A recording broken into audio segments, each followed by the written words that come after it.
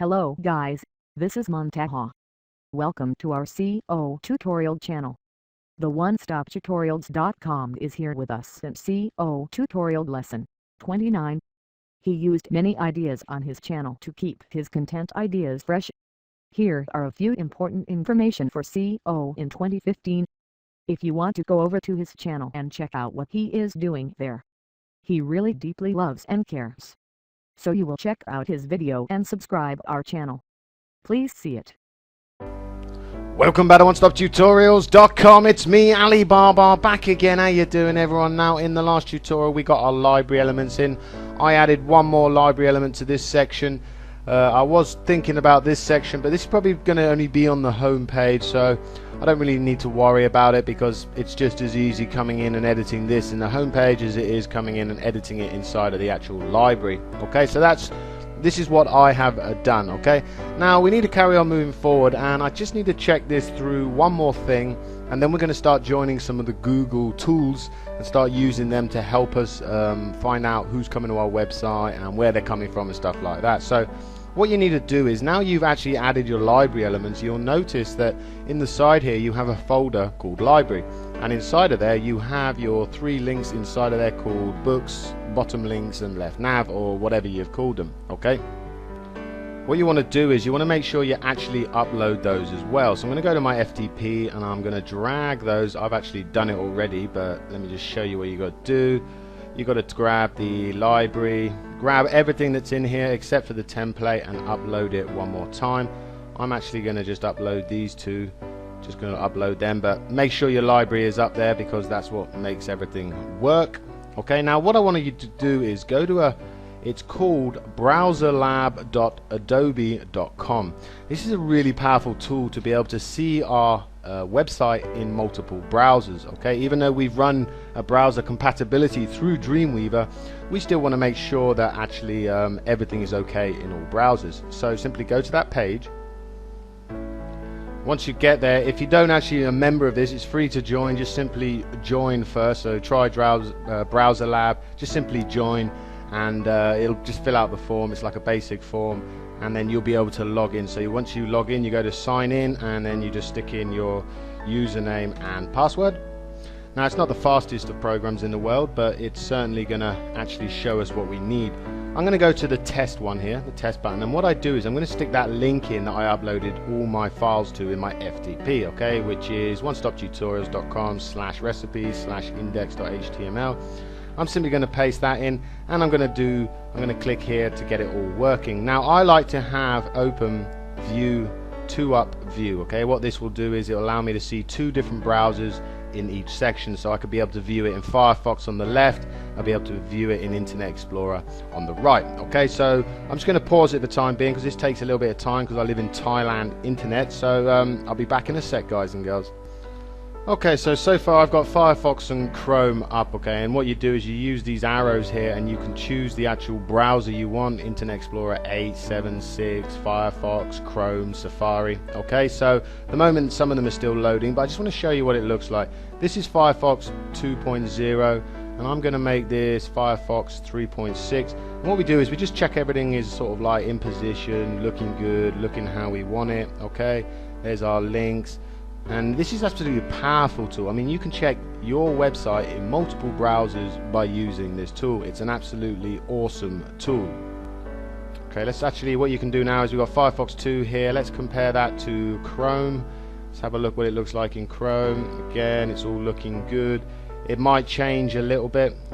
Things might look a little bit different, but everything's in place. Everything is aligned. This box isn't mental. It isn't out of the place. Okay.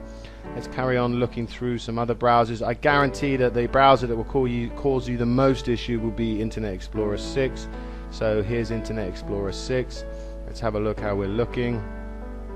And as you can see, we're actually getting a problem in Internet Explorer 6. Okay, now this problem I would imagine, well, actually no, is something to do with the hack that we put in earlier. Okay, let me show you what I mean. If we come back and go back to our code view, you'll notice that we put this hack in. Okay, now the area that's getting the problem is this area here.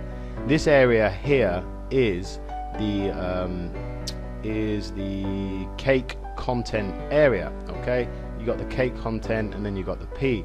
So what we could try doing is as we know it's an ID and it's called cake content, I could come back up to this hack and I could stick that here. Okay, so I could do a hash sign. It's called cake underscore content. Okay, P. That's I'm actually homing in on the exact problem area. Okay, so what I'm going to do is going to Control S that. I'm then going to quickly upload that page again to see how we're getting on. Where is it? Index.